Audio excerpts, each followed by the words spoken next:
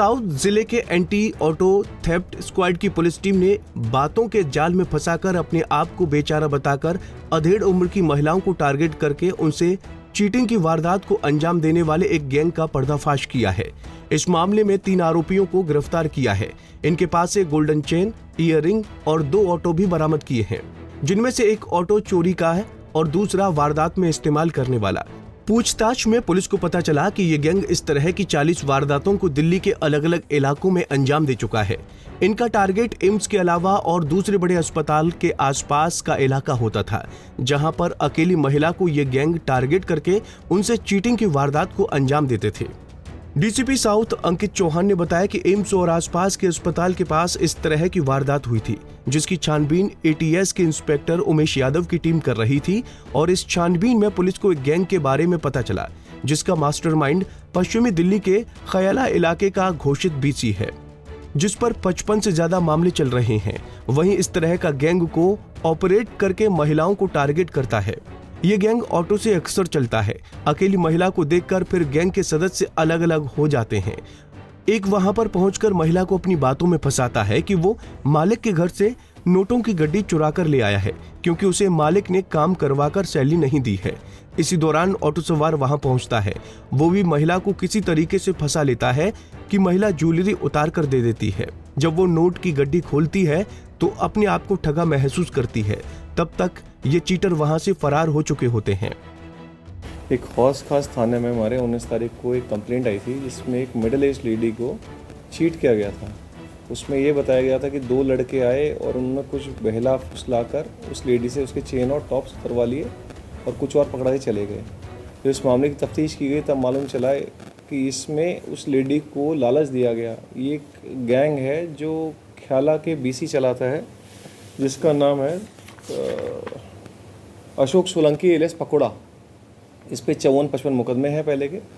ये क्या करते हैं कि देखते हैं, टारगेट करते हैं मिडिल एज लेडीज़ को, जिनके पास थोड़े सोने की ज्वेलरी हो, कोई चेन हो, कान में टॉप्स हो, तो उनको कहते हैं कि भाई आप जो है एक आदमी साथ में खड़ा रहता है उनके, दूसरा आदमी आता है और कहता है जी मेरे जो मालिक था जिसके यहाँ काम करता था उसने मार पीट के भगा दिया, बट मैं जाते आते कुछ चुरा के ले आया हूँ। कोई एक गड्डी होगी जिसमें अंदर पेपर बंधा होगा, बट वो 500 का नोट होगा, बड़ा टाइटली बांध के रखते हैं उसको। साथ ही साथ कहते हैं, या फिर गोल्ड बैंगल्स जो आर्टिफिशियल होंगे वो दिखाएंगे कि जी ये हमारे पास है, मैं ले आया हूँ, मुझे कोई जो 2-3 महीने सैलरी दे देगा या फिर जाने वाले का किराया दे देगा मेरे को बस अड्डे तक का या रेलवे स्टेशन तक का, तो मैं उसको ये दे सकता हूँ। तो साथ में दूसरा इसका आदमी होता है जो कलीग होता है, वो उस लेडी को कन्विंस करता है कि ऐसा करते हैं कि पैसा काफ़ी लग रहा है, गोल्ड काफ़ी लग रहा है, तो इससे ले लेते हैं।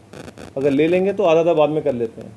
तो लेडी भी, क्योंकि वो देखते ही ऐसी लेडी को टारगेट करके लगता है कि मनी की रिक्वायरमेंट ज़्यादा है, परेशान है, तो लेडी समझ नहीं पाती है, उससे पहले ही उसको कन्विंस कर लेते हैं।